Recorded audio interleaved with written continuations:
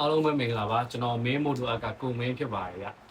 ကျွန်တော်ခုဗီဒီယိုလေးကတော့ကျွန်တော်ဘန်ကောက်ကမှာထားတဲ့ဒီပါစယ်တုံးလေးကိုunboxing လုပ်ပြီးမှာပဲဖြစ်ပါတယ်ဘာလေးဖြစ်မလဲဆိုတာဆက်လက်ကြည့်ရှုပေးပါအောင်ဗျ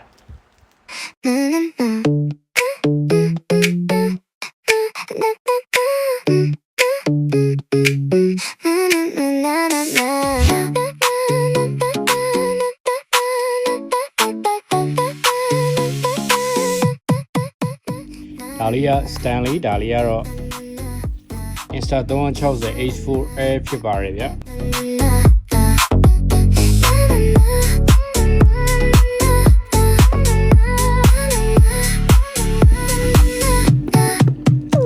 ဒါကျွန်တော်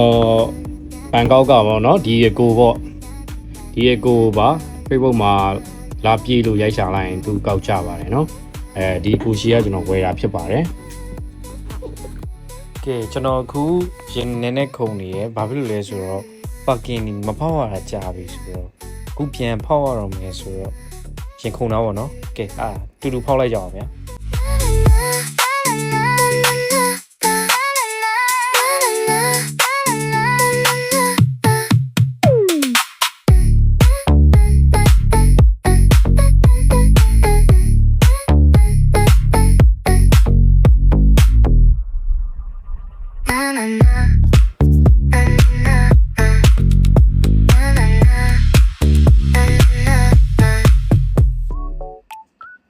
ဒါလေးကတော့ကျွန်တော်တို့ lamp cap လေးဖြစ်ပါတယ်ဗျကင်မရာကိုအုပ်ထားမယ်ပေါ့နော်ကျွန်တော်တို့မသုံးပြဘူးဆိုရင်ဒါကင်မရာထိခိုက်မှုနေအောင်အုပ်တဲ့ဟာလေးပါဒါလေးကတော့ကျွန်တော်တို့ invisible service stick လေးပါဗျ quality လေးတော်တော်ကောင်းတယ်သူလက်ကင်နေရလေးတော်တော်နူးညံ့တယ်ဒါကတော့ extra battery ပေါ့နော် battery အဖို့တစ်လုံးပါပါတယ်သူဆက်ထဲမှာလည်း battery တစ်လုံးပါတယ်ပေါ့နော်သူကတော့ SD card လို့မှာဗျ SD card ကတော့တတ်ထပ်ဝယ်ရပါတယ်ဒီအောက်မှာက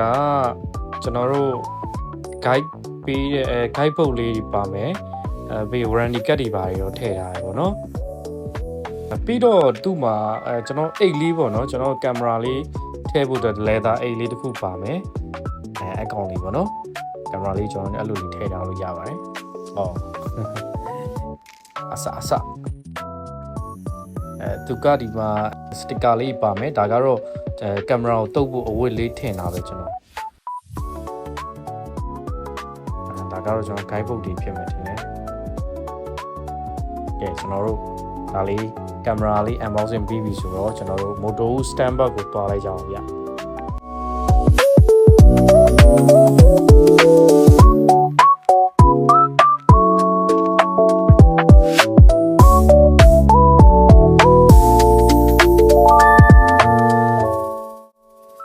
မှာကျွန်တော်လွယ်လွယ်လေးကိုခတ်နေရပါတော့ကျွန်တော်တယောက်တည်းခတ်နေဖြစ်ပါတယ်အဲ့ဒါလေးနှိုက်ထုတ်ပိုင်း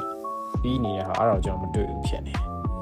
ကဲဒါလေးကတော့ကျွန်တော်တို့360နဲ့တွဲဖို့အတွက်ဒါ SD card ပေါ့နော်ဆက်မှာက SD card မပါဘူး SD card တက်တက်ဝယ်ရတယ်ပေါ့နော်ဒါလေးကတော့ကျွန်တော်မှန်မကွဲဖြစ်ပါတယ်ကိုလာပြည့်လက်ဆောင်ပေးတာပါကျွန်တော်ဒီမှာဒါကတော့ကျွန်တော်ဒီ360နဲ့ဆိုင်ကယ်မှာတွဲဖို့အတွက်